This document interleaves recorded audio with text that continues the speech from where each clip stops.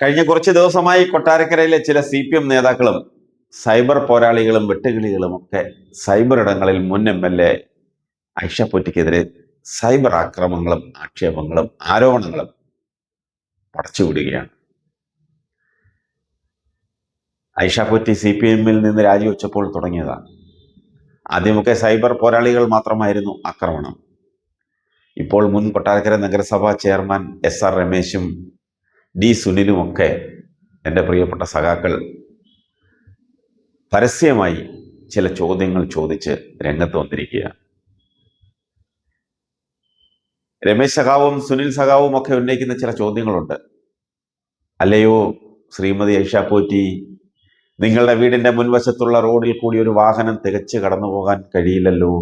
അതെവിടെയാണെന്നറിയാമോ? ചെന്തറയിൽ. അതായത് മിനർവ തിയേറ്ററിന്റെ മുന്നിൽ നിന്ന് പടിഞ്ഞാറ്റിങ്കര അമ്പലത്തിന്റെ മുന്നിലൂടെ റെയിൽവേ സ്റ്റേഷൻ ജംഗ്ഷനിൽ ചെല്ലുന്ന റോഡ്. 25 വർഷമായി ജനപ്രതിനിധി ആയിരുന്നില്ലേ? അതായത് 10 കൊല്ലം ജില്ലാ പഞ്ചായത്തിലും 15 കൊല്ലം നിയമസഭയിലും. റോഡിൽ വച്ചിരിക്കുന്ന ഒരു പടിക്കല്ലെങ്കിലും ഒന്ന് ഇളക്കി മാറ്റ്. മാത്രമല്ല, നിങ്ങളുടെ കാർ ഷെഡിന് മുകളിൽ നിയമവിരുദ്ധമായി നിർമ്മിച്ചിരിക്കുന്ന ബെഡ്റൂം അല്ലെങ്കിൽ ഓഫീസ് റൂം ഒന്ന് പൊളിച്ചു കളയാം. മുനിസിപ്പാലിറ്റി അനുമതിയില്ല, നമ്പറില്ല, നികുതി അടയ്ക്കുന്നില്ല. ഇത് വെല്ലുവിളിയൊന്നുമല്ല, നിങ്ങൾക്ക് വെല്ലുവിളിക്കാൻ പ്രാപ്തി ഉണ്ടായത് എന്നാണ്.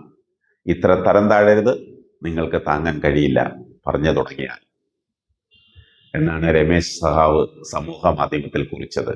അത് DS സുനിൽ സഖാവിനെ പോലെയുള്ളവരെടുത്ത് ഷെയർ ചെയ്തിട്ടുണ്ട്. ഇത് കണ്ടപ്പോൾ എനിക്ക് തോന്നിയ ഒരു കാര്യമുണ്ട്. ഐഷ പോറ്റി നിങ്ങളോടൊപ്പം സഖാവായിരുന്ന കാലത്ത് അവർക്കിതെല്ലാം അനുവദനീയമായിരുന്നു അല്ലേ? എൻ്റെ സുഹൃത്ത് SR രമേശ് മുനിസിപ്പൽ ചെയർമാൻ ആയിരുന്നപ്പോഴും അതിനു മുൻപ് പഞ്ചായത്ത് മെമ്പർ ആയിരുന്നപ്പോഴും അതിനിടയ്ക്ക് ബ്ലോക്ക് പഞ്ചായത്ത് മെമ്പർ ആയിരുന്നപ്പോഴും ഐഷ പോറ്റിയുടെ വീടിന് മുന്നിൽ ഈ പടിയൊക്കെ ഉണ്ടായിരുന്നു. ഈ കാലയളവിൽ അവർ MLA ആയിരിക്കുമ്പോഴായിരുന്നു കാർ ഷെഡിന് മുകളിൽ അവരെ കാണാൻ വരുന്നവർക്ക് ഇരിക്കാനും അവരുമായി സംസാരിക്കാനുമായി ഒരു ഓഫീസ് റൂം അവർ പണിതത്. അന്ന് നിങ്ങൾ ആ വാർഡിനെ പ്രതിനിധീകരിക്കുന്ന പഞ്ചായത്ത് മെമ്പറും അത് കഴിഞ്ഞ് മുനിസിപ്പാലിറ്റി ആയപ്പോൾ അതിൻ്റെ അവിടുത്തെ കൗൺസിലറുമാണ്.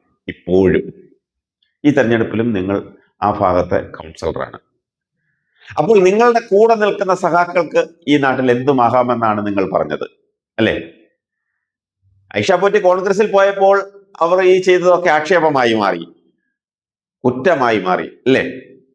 എന്തുകൊണ്ട് നിങ്ങളുടെ പാർട്ടിയിൽ നിലനിന്നിരുന്ന സമയത്ത് ഇത് നിർമ്മിച്ചപ്പോൾ ഇതേ ആക്ഷേപം നിങ്ങൾ ഉന്നയിച്ചില്ല? നിങ്ങൾ ആ ആക്ഷേപം അന്ന് ഉന്നയിച്ച് ഇത് പണിയാൻ പോയപ്പോൾ അത് ഉന്നയിച്ച് അത് തടയണമായിരുന്നു. അപ്പോൾ നിങ്ങളത് സംരക്ഷിച്ചു. നിങ്ങളെ വിട്ടുപോയപ്പോൾ കല്ലിളക്കാൻ നടക്കുന്നു. 25 കൊല്ലം അതൊക്കെ നിയമപരമായിരുന്നു. ഇത്ര പെട്ടെന്ന് നേരം വെളുത്തോ സഖാവേ? മുനിസിപ്പാലിറ്റി ഭരിച്ച നിങ്ങളുടെ ഒക്കെ കഴിവുകേടാണ് നിങ്ങൾ തന്നെ ചൂണ്ടിക്കാണിക്കുന്നത്. അന്ന് നിങ്ങൾ ഇടപെട്ട് ആ തെറ്റ് തിരുത്തണമായിരുന്നു. അപ്പോൾ നിങ്ങളോടൊപ്പം നിൽക്കുമ്പോൾ എന്ത് കുറ്റവും എന്ത് തെറ്റും ചെയ്യാം, എന്ത് നിയമവിരുദ്ധവും ചെയ്യാം. നിങ്ങളൊന്നും പറയില്ല, സംരക്ഷിക്കും അല്ലേ? അന്നില്ലാത്ത പരാതികൾ ഇന്ന് അവർ പാർട്ടി മാറിയപ്പോൾ ഉന്നയിക്കുന്നത് രാഷ്ട്രീയ പാപ്പരത്വമല്ലേ? മാത്രമല്ല, താങ്കൾ സാമൂഹ്യ പ്രതിബദ്ധതയുള്ള ഒരു രാഷ്ട്രീയ പൊതുപ്രവർത്തകനല്ലെന്ന് സ്വയം തെളിയിക്കുകയും കൂടിയാണ്. കാരണം നിങ്ങൾ ആ വാർഡിലെ കൗൺസിലർ. പിന്നെ രമേശൻ സഖാവേ, ഐഷ പോറ്റി 3 പ്രാവശ്യം MLA ആയിരുന്നു, ശരിയാ. ഓരോ പ്രാവശ്യവും മത്സരിക്കുമ്പോൾ ഭൂരിപക്ഷം കൂട്ടി കൊണ്ടുവന്നു. കൊട്ടാരക്കര ഇടതുമുന്നണിക്ക്, പ്രത്യേകിച്ച് CPM-ന് ഉറച്ച ഒരു സീറ്റായി മാറ്റി. 3ാമത്തെ പ്രാവശ്യം കുണ്ട്രയിൽ മേഴ്സിക്കുട്ടി വരെ തോറ്റു. അവിടെയും കൊട്ടാരക്കരയുടെ ചരിത്രത്തിൽ ആദ്യമായി വൻ ഭൂരിപക്ഷത്തിൽ ഐഷ പോറ്റി ജയിച്ചു അല്ലേ? പിന്നെ ഇത്രയും ജനപിന്തുണയോടെ മത്സരിച്ച് ജയിച്ച അവരെ ഒരു സ്ഥാനത്ത് നിങ്ങൾ എത്തിച്ചില്ല. പകരം ജില്ലാ കമ്മിറ്റി മെമ്പർ ആക്കി ഉയർത്തി പോലും. ജനപിന്തുണയുള്ളവരെ തഴയുമ്പോൾ ജനാധിപത്യത്തിൽ ഇങ്ങനെയൊക്കെയുള്ള കാര്യങ്ങൾ നടക്കും.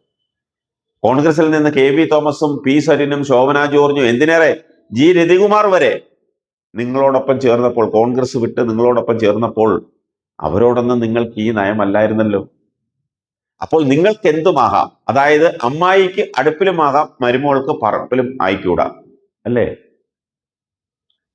പറയാനാണെങ്കിൽ സഖാവേ ഒരുപാട് പറയാനുണ്ട്. ഇന്ന് നാളെ ഇരുന്ന് പറഞ്ഞാൽ തീരില്ല.